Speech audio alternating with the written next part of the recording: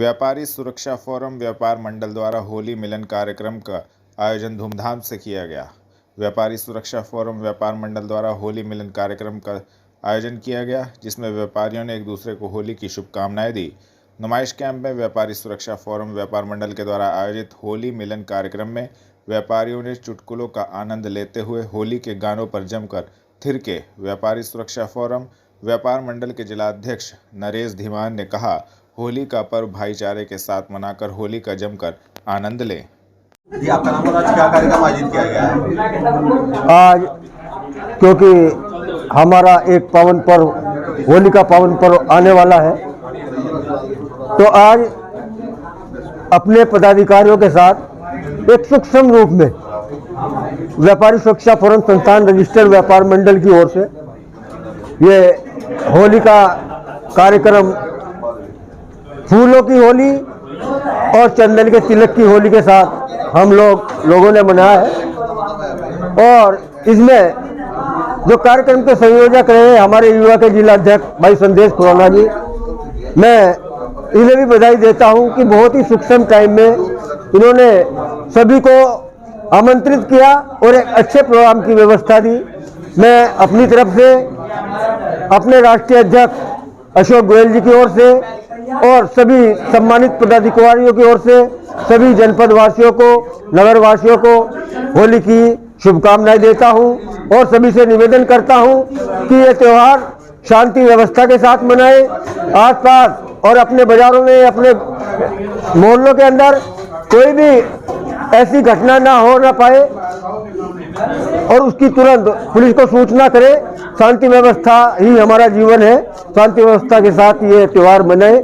मैं एक दफा पुनः सभी को होली के पावन पर्व की हार्दिक बधाई एवं शुभकामनाएं। आशा मॉडर्न स्कूल में विश्व उपभोक्ता दिवस के उपलक्ष्य में कार्यक्रम आयोजित। उपभोक्ता के अधिकार एवं जागरूकता पर विचार व्यक्त कर चर्चा की गई। आपको बता दें, विश्व उपभोक्ता दिवस के उपलक्ष्य में आयोजित कार्यक्रम में उपभोक्ता के अधिकार एवं जागरूकता पर विचार व्यक्त कर चर्चा की गई। सहारनपुर के आशा मॉडर्न में विश्व उपभोक्ता दिवस के उपलक्ष्य में आयोजित कार्यक्रम का शुभारंभ अतिथियों के द्वारा किया गया।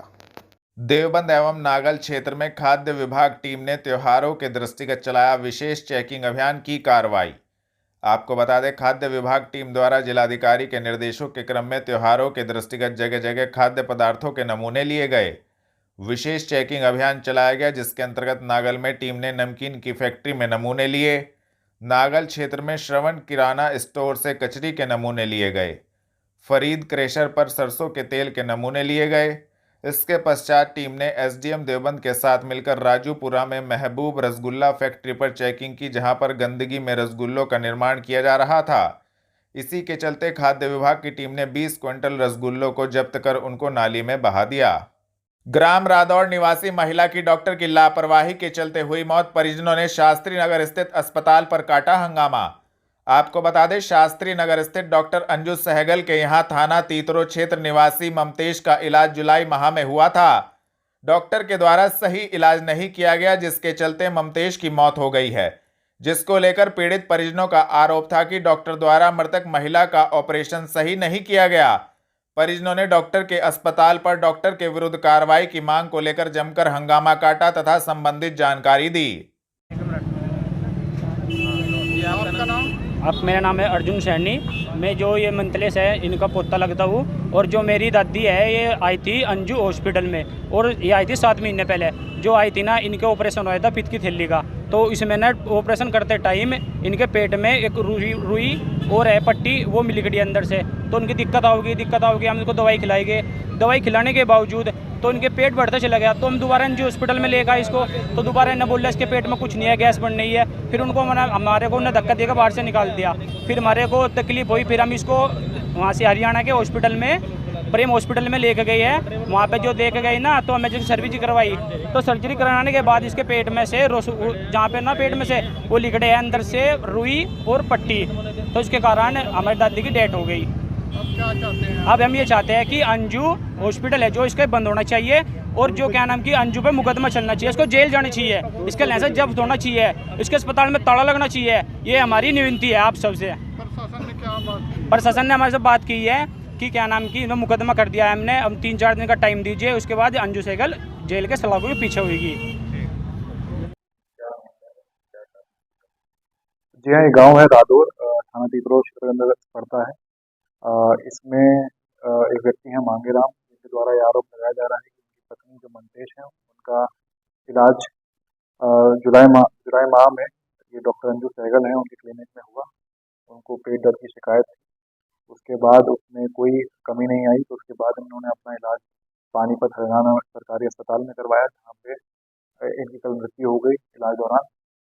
इनके द्वारा यह आरोप लगाया जा रहा है कि जिस तरह इनका इलाज करा गया है इनकी पत्नी का, वो सही तरीके से नहीं किया गया।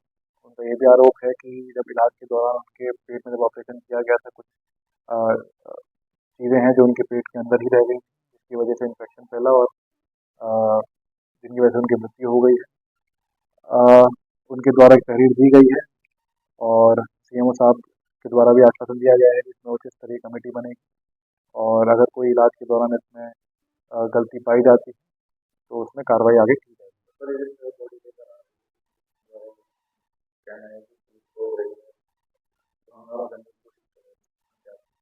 जी हाँ, जो परिजन है उनका जो उद्देश्य ये था कि वो जो मृतका हैं उनकी बॉडी वो क्लिनिक के आसपास ले जाकर या कहीं पब्लिक प्लेस पे रखकर वो हंगामा करना चाहते थे। इसमें पुलिस के द्वारा उनको बॉडी कहीं भी रखने से पहले रोका गया है और उनको समझाया जा रहा है कि विधिक तरीके से इस पर कार्रवाई हो, जिससे शांति व्यवस्था भी भंग ना हो। और जैसे कि आप जानते हैं कि आचार संहिता भी लागू, तो इस तरह की चीज़ें ना हो, इस वजह से पुलिस और प्रशासन द्वारा उनके परिजनों को समझाया जा रहा है।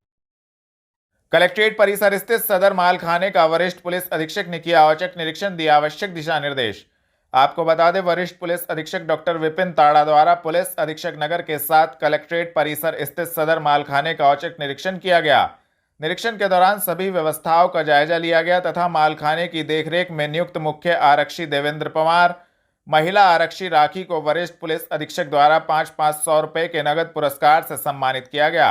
इस दौरान संबंधित को आवश्यक दिशा निर्देश दिए गए।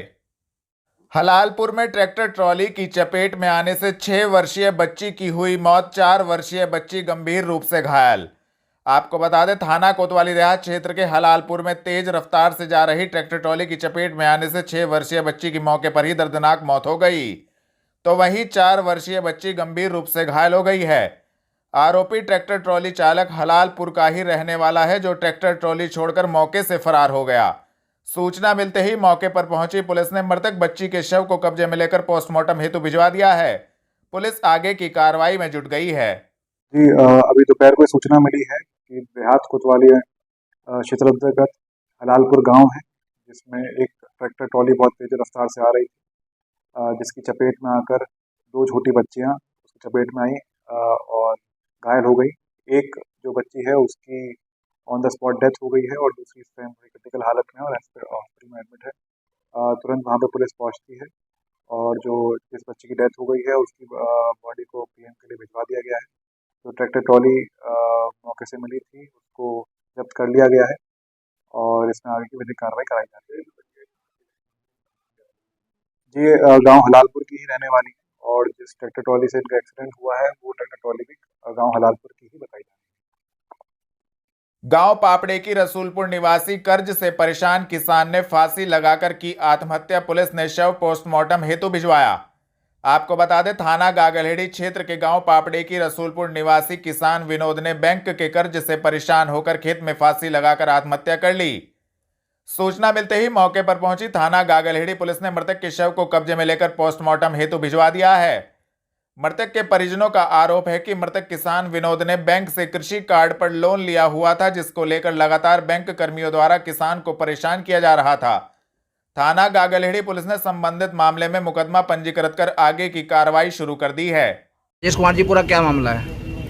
सर, कल शाम लगभग 4 बजे के आसपास बैंक से 4-5 लोग आए थे। चार लोग थे वो, जो पिताजी से बात करके गए कि आप जो आपका केसीसी है उसको जमा करा दीजिए, या नहीं जमा कराते तो 80,000 रुपये आप हमें दे दीजिए, और नहीं देंगे तो फिर हम आपको जेल उठा के ले जाएंगे। तभी एक गांव का लड़का वहां से गुजर रहा था, तो उसने उनसे पूछा कि भाई क्या बात हुई है, ऐसे आप क्यों बोल रहे हो? तो उन्होंने कहा कि ये आप कौन हो, कौन लगते हो इनके। उन्होंने कहा कि भाई मैं गांव का ही हूँ, आप मुझे बात बताएं कि इन्होंने कर्सी कार्ड बनवा रखा है और उसका लेन देन का मसला है। तो उन्होंने कहा कि इनका लड़का आएगा और वो बात करेगा शाम को, फिर आपको जैसा भी होगा कल बता देंगे। तो उन्होंने कहा कि कल तक की जिम्मेदारी आप ले लो। उन्होंने उस लड़के के भी सिग्नेचर लिए हैं, आधार कार्ड लिया है, नंबर लिया है और बदतमीजी से बात की है। कहा कि कल अगर जमा नहीं करोगे तो हम तुम्हें जेल में डाल देंगे। आपके पिताजी का क्या नाम था? विनोद कुमार। आज आप थाने पे आए और किस बात को लेकर आए हैं? सर उन 4 लोगों के खिलाफ जो है कार्रवाई होनी चाहिए। जो वो आए थे, जो उन्होंने टॉर्चर किया, उनको इतना दबाव दिया कि वो आत्महत्या करने पे मजबूर हो गए। आपने कोई तैयारी दी है थाने में? सर देने के लिए आए हैं, उन्होंने वो एक्सेप्ट नहीं कर रहे हैं। 2 घंटे हो गए यहाँ बैठे। यहाँ तड़के सुबह गागलहेड़ी थाने पर सूचना मिलती है 112 के माध्यम से कि एक विनोद नामक व्यक्ति हैं जिनकी उम्र करीब 60 से 65 वर्ष के बीच में है। उन्होंने आज सुबह फांसी लगाकर आत्महत्या कर ली है। तुरंत जो पुलिस है वो मौके पर पहुंचती है, उनकी बॉडी को पीएम के लिए भिजवाती है और बाकी की विधिक कार्रवाई करती है। उसके बाद जो इसके परिजन हैं विनोद के, वो थाने पर आते हैं। उनके द्वारा ये आरोप लगाया जाता है कि पिछले दिन पंजाब नेशनल बैंक के कुछ लोग प्रतिनिधि वहाँ पर आए हैं जिनसे किसान क्रेडिट कार्ड पे कुछ लोन ले रखा था इनके पिताजी ने, और इनके साथ अभद्र व्यवहार किया जाता है, ये आरोप लगाए जाते हैं और इसी कारणवश उनके पिता ने ये आत्महत्या की है और इसकी लिखित तहरीर देते हैं, जिसपे लिखित तहरीर पर मुकदमा पंजीकृत कर लिया गया गागलहेड़ी थाने पर। अब वहाँ पे स्थिति सामान्य है जी। इसमें उनके द्वारा 3 से 4 लोगों के नाम दिए गए हैं जिनके विरुद्ध मुकदमा पंजीकृत कर। ग्राम शेखपुरा कदीम में पुरानी रंजिश के चलते एक ही समुदाय के 2 पक्षों में हुई मारपीट। पुलिस मौके पर। आपको बता दें, थाना देहात कोतवाली क्षेत्र के ग्राम शेखपुरा कदीम में पुरानी रंजिश के चलते एक ही समुदाय के 2 पक्षों में मारपीट हो गई। हुई मारपीट में कई लोग घायल हो गए। सूचना मिलते ही मौके पर पहुंची थाना देहात कोतवाली पुलिस ने घायलों को जिला अस्पताल में भर्ती कराया है, जहां पर उनका इलाज चल रहा है। एसपी सिटी अभिमन्यु मांगलिक का कहना है कि दोनों पक्षों से कोई तहरीर प्राप्त नहीं हुई है। तहरीर प्राप्त होते ही आगे की कार्रवाई की जाएगी। इकराम शेखपुरा कदीम। ये जो मारपीट का मामला है, इसमें आपका क्या रोल है? हमारा रोल जो था जी, हमारे 4 गवाह थे, 3 गवाह वो 3 गवाह तो मर गए थे, एक में अकेला रह गया था मौजूद। मैं एक के हाथ वो छोलन जाऊँ था छील में करना, और हाथ ही छोल तो मुझे कह के गए, कहने लगे तेरा गोली मारेगा छोड़ने के लिए। वो चाहे 5-4 बीघे ज़मीन बेचनी पड़ो। और बिल्लू उसका नाम था, एक उसके साथ था, क्या कहते हैं, हसरत। तो ये जो मारपीट हुई है, ये कितने पुराना मामले को लेकर है? यो तो 2010 के आसपास की बात है जब हुई थी। क्या विवाद हुआ? विवाद तो बस इनमें बच्चों में हुआ था, कुछ हुआ था। इनकी साथ में मारपीट हुई थी और मारपीट में इन्होंने अपने को ये डॉक्टर का ले गए, डॉक्टर का जैसे ले जाने की वजह से डॉक्टर के से ले गए, तो इन्होंने फिर पीछे दोबारा फिर एक इनके लड़के पे 2 पे हमला कर दिया। ये तो डॉक्टर ही पे ले जा रहे हैं, इन पे फिर घर भेज रहा। तो आपको भी जान का खतरा? जान का खतरा तो है ही। जब खेत में क्या कहते हैं, गोली मारने का आदेश दे दिए थे इन्होंने, कहने लगे चाहे 5-4 बीघे वो जमीन भी बेचनी पड़ो। जी, ये थाना कोतवाली देहात क्षेत्र अंतर्गत शेखपुरा कदीम गांव है। शेखपुरा कदीम गांव में एक ही समुदाय के 2 पड़ोसी जो आसपास रहते हैं, किसी पुरानी रंजिश को लेकर इनमें कहासुनी हुई और मारपिटाई हुई, जिसमें दोनों ही पक्षों के कुछ लोग चोटिल हुए हैं। कोई भी गंभीर तरह से चोटिल नहीं। जिन लोगों को चोट लगी थी वो इस समय अस्पताल में, उनका इलाज भी हो गया है और अभी तक दोनों ही पक्षों से कोई तहरीर अभी तक मिली नहीं। तहरीर प्राप्त करते ही इसमें आगे की विधिक कार्रवाई की जाएगी। कलेक्ट्रेट परिसर में लोकसभा सामान्य निर्वाचन 2024 के दृष्टिगत नामांकन के दौरान एसएसपी ने लिया व्यवस्थाओं का जायजा। आपको बता दें, एसएसपी डॉक्टर विपिन ताड़ा द्वारा पुलिस अधीक्षक नगर अभिमन्यु मांगलिक एवं अन्य पुलिस अधिकारी गणों के साथ लोकसभा सामान्य निर्वाचन 2024 के दृष्टिगत लोकसभा निर्वाचन हेतु किए जा रहे नामांकन के दौरान कलेक्ट्रेट परिसर में व्यवस्थाओं का जायजा लेकर सीसीटीवी रूम का निरीक्षण किया गया। इस दौरान संबंधित को आवश्यक दिशा निर्देश दिए गए तथा संबंधित जानकारी दी। आज नामांकन का पहला दिन है जिसमें कि यहाँ पर तैनात पुलिस बल की राउंड लेकर सभी अधिकारियों द्वारा चेकिंग की जा रही है और पुलिस व्यवस्था जो है चाक चौबंद है, जिस प्रकार आपको नजर आ रहा है। तमाम जगहों पर आसपास के क्षेत्रों में और कलेक्ट्रेट के अंदर भी हमने बैरिकेडिंग की है, सीसीटीवी कैमरा लगाए गए हैं और जो भी पक्ष आएंगे उनसे समन्वय स्थापित करके वार्ता करके ये प्रक्रिया को शांतिपूर्वक संपन्न करवाया जाएगा। इसमें हमने करीब 250 पुलिसकर्मी लगाए हैं जो कि कलेक्ट्रेट के अंदर और आसपास के क्षेत्र में लगे हैं, जो प्रमुख चौराहे हैं, बैरिकेडिंग है ट्रैफिक व्यवस्था के लिए। साथ ही जो हमारे सिविल पुलिस में, जो LIU में महिला पुलिसकर्मी है, ट्रैफिक पुलिसकर्मी है, सादे वस्त्रों में पुलिस की टीमें लगी हैं जो कि आसपास पूरी सुरक्षा व्यवस्था को देखेंगी और शांतिपूर्वक इस प्रक्रिया को संपन्न कराएंगे। इस संबंध में अलग से एक विस्तृत मीटिंग लेकर जिलाधिकारी महोदय और मेरे द्वारा उसमें सभी को बताया गया है इन चीजों के बारे में और लिखित में भी उनको उपलब्ध करवाया गया है। जो भी माननीय आयोग के दिशा निर्देश है उसके अनुरूप ये कार्रवाई की जाएगी।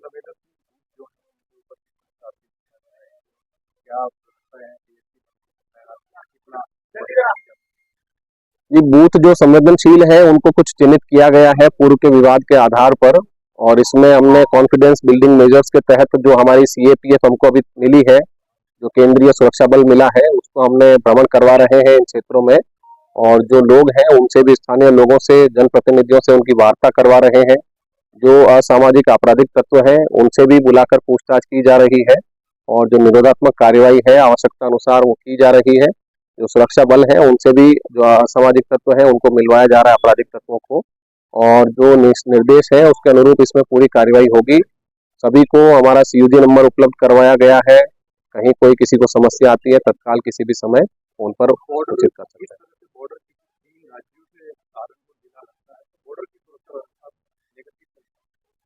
बॉर्डर में हमने हमारे यहाँ पर 25 इंटर स्टेट बॉर्डर्स और 10 इंट्रा स्टेट बॉर्डर्स हमने चिन्हित किए हैं जिन पर की पुलिस बल तैनात किया गया है। जैसा कि आप जाकर देखेंगे बॉर्डर पर हमने एक अस्थायी चौकी भी बनवाई है जहाँ पर की बैरियर लगाए गए हैं, प्रकाश की व्यवस्था है, CCTV कैमरा लगवाए गए हैं और वहाँ पर प्रॉपर चेकिंग करवाई जा रही है 24 घंटे। और इसमें जो हमारी फ्लाइंग स्क्वाड है और स्टैटिक सर्विलेंस टीम है इनसे भी समन्वय स्थापित करके पूरे क्षेत्र में चेकिंग करवाई जा रही है।